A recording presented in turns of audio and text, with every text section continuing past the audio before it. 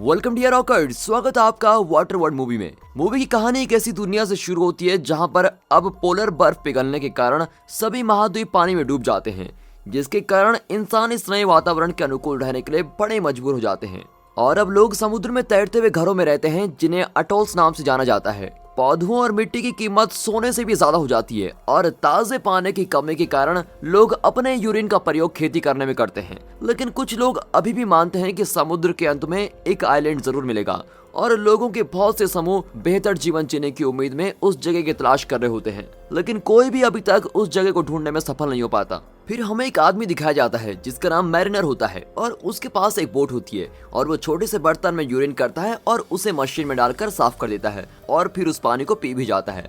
Mariner की boat पर नींबू का पेड़ होता है जो अब इस दुनिया में बहुत ही कम होते हैं। मैरिनर जीने के लिए मछली और रिसाइकिल कचरे को समुद्र से इकट्ठा करने का काम करता है। अब कुछ समय बाद मैरिनर को एक दूसरी बोट मिलती है जिसमें वो आदमी उसे अटोल के बारे में बताता है और वो मैरिनर के साथ सामान की अदला बदली करके व्यापार करना चाहता है। पर मैरिनर को लगता है कि आदमी के पास बदले में देने के लिए कुछ भी नहीं है और उस पर उसको शक होने लगता है। फिर जल्दी मैरिनर को पता चलता है कि उस आदमी ने उसके सारे नींबू चुरा लिए हैं और तभी वहां पर लुटेरे आ जाते हैं और मैरिनर पर हमला करने की कोशिश करने लगते हैं। मैरिनर की बोट दिखने में बहुत ही एक कबाड़ की तरह लगती है, लेकिन चलने में बहुत ही तेज होती है, जिसके कारण वो वहां से बच निकलता है। पर उस दूसरे आदमी को वो लुटेरे मार डालते हैं। फिर हम देखते हैं कि मैरिनर अटोल शहर के पास जाता है और उस शहर के चारों तरफ मेटल की बहुत ही ऊंची दीवारें होती है। मैरिनर उन लोगों को व्यापार के लिए मिट्टी दिखाता है जो कि बहुत ही कीमती होती है और इसको देखकर अटोल शहर के लोग उस मिट्टी के जार के बदले उसे 124 चिट्स देते हैं और उन चिट्स का प्रयोग करके वो एक औरत से टमाटर का पौधा और कुछ कबाड़ की चीजें खरीदता है और उस औरत का नाम हेलन होता है। फिर मैरिनर वहां से सामान खरीदकर अपनी बोट के पास जा रहा होता है, पर एक परिवार उसे उनकी बेटी के साथ संबंध बनाने को बोलता है, लेकिन मैरिनर ये करने से मना कर देता है और वहां से जाने लगता है। अब ये देखकर उन लोगों को मैरिनर पर शक होता है और वो उसको रोकने की कोशिश करने लगते हैं और फिर जल्दी मैरिनर को पकड़ लिया जाता है और उन लोगों को उसकी कान के पीछे गिल्स दिखाई देते हैं। मैरिनर वापस लड़ने की कोशिश करता है, लेकिन जल्दी उसे मछली पकड़ने वाले जाल से पकड़ लिया जाता है। फिर रात को हम देखते हैं कि हेलन एक बूढ़े आदमी से मिलती है जिसका नाम ग्रेगर होता है और वो उससे पूछती है कि वो कब तक ड्राई लैंड पर जाने के तैयार हो सकते हैं। लेकिन ग्रेगर बताता है कि ड्राई लैंड का रास्ता छोटी सी लड़की के पीछे टैटू के रूप में होता है और उस लड़की का नाम एनोला है, पर वो उस टैटू के रास्ते को अभी तक समझ ही नहीं पाया। उसके बाद ग्रेगर मैरिनर से इसके बारे में पूछने की कोशिश करता है, लेकिन मैरिनर कुछ भी बताने से मना कर देता है क्योंकि मैरिनर एक पिंजरे में बंद होता है। वो उसको जानकारी के बदले पिंजरे को खोलने को बोलता है, पर ग्रेगर ये करने से मना कर देता है। अब अगले दिन हम देखते हैं कि वहाँ के लोग मैरिनर के पिंजरे को गड्ढे के पानी में नीचे डुबाने का फैसला करते हैं, लेकिन इससे पहले लुटेरे अटोल शहर पर हमला कर देते हैं क्योंकि वो भी उस टैटू वाली लड़की को ढूंढ रहे होते हैं ताकि वो उस ड्राई लैंड का रास्ते का पता लगा सके। अब कुछ ही समय में लुटेरे एक बड़ी मशीन गन से वहाँ के बहुत से लोगों को मार डालते हैं और अंदर ग्रेगर एक बलून भरता है और अनजाने में वहाँ से हेलन और एनोला को छोड़कर उड़ जाता है और फिर मैरिनर अपने आप को छुड़ाने की कोशिश कर रहा होता है, लेकिन उसका पिंजरा और नीचे चला जाता है। अब हेलन ये देखकर उसके पास भागती है और उसको कहती है कि मैं तुम्हारी मदद तभी करूंगी जब तुम एनोला को भी मेरे साथ लेकर यहाँ से निकल जाओगे।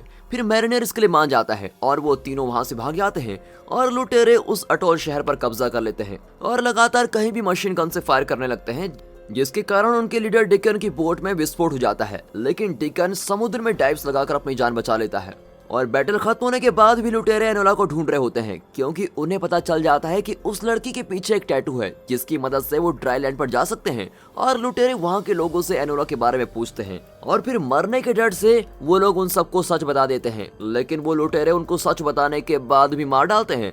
अब यहाँ दिखाते हैं तो हेलन मैरिनर से पूछती है कि क्या उसे पता है कि ड्राई लैंड पर कैसे जाना है, पर मैरिनर उसे बोलता है कि हमें एनोला को मारना होगा क्योंकि हमारे पास इतना पानी और खाना नहीं है। हेलन मैरिनर को ये करने से मना करती है और उसे एनोला के बदले अपने आप को मारने को बोलती है, लेकिन मैरिनर ये करने से भी मना कर देता है। फिर कुछ समय बाद मैरिनर एनोला को अपनी बोर्ड पर ड्राइंग करते हुए देखता है, जिसके कारण वो गुस्से में आकर उसको पानी में फेंक देता है और हेलन ये देखकर डर जाती है क्योंकि एनोला को बिल्कुल भी स्विम नहीं आती और वो उसको बचाने के लिए पानी में कूद जाती है।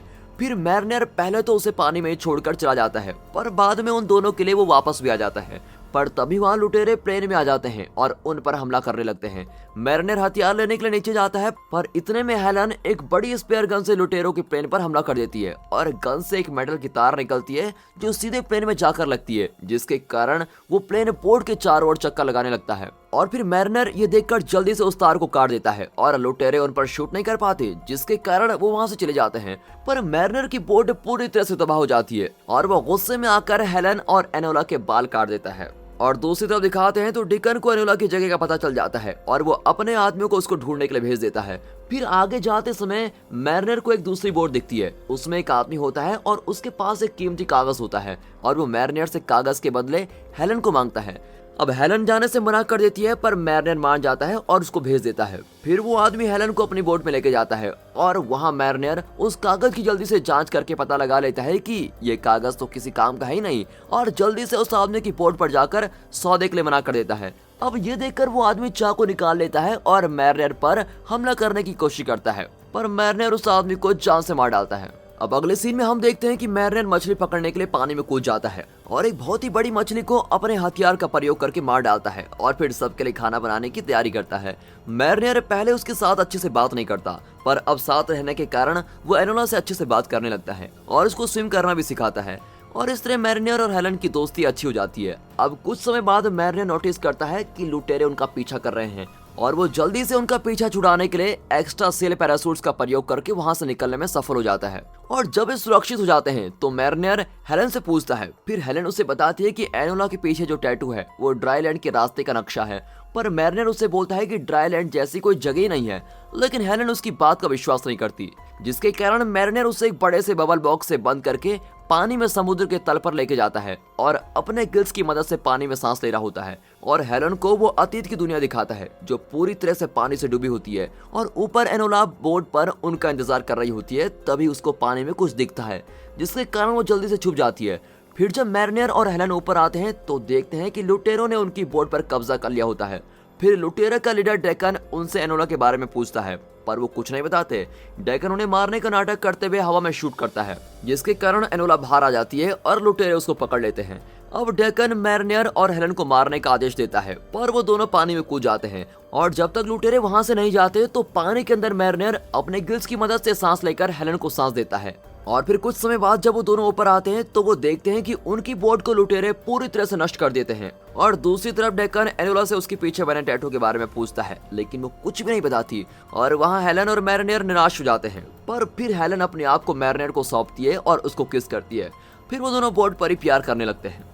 अब कुछ समय बाद मैरिनर बोट को ठीक करने का फैसला करता है, पर तभी वहां पर ग्रेगर अपने हॉट एयर बलून के साथ आता है। फिर ग्रेगर उन्हें उस बोट पर लेके जाता है जहां पर अटोल शहर के बचे हुए लोग रह रहे होते हैं और रात को वो ड्राईलैंड को खोजने की बात कर रहे होते हैं। पर वहां के लोग एनोला को खोजने के लिए तैयार नहीं होते, क्योंकि लुटेरों का सामना करना उनके लिए बहुत ही खतरनाक है। और फिर मैरिनर फैसला करता है कि वो खुद ही एनोला को ढूंढ कर लेके आएगा और वो जल्द ही लुटेरों के जहाज पर पहुंच जाता है और अंदर जाकर एक के बाद एक लुटेरों को मारने लगता है।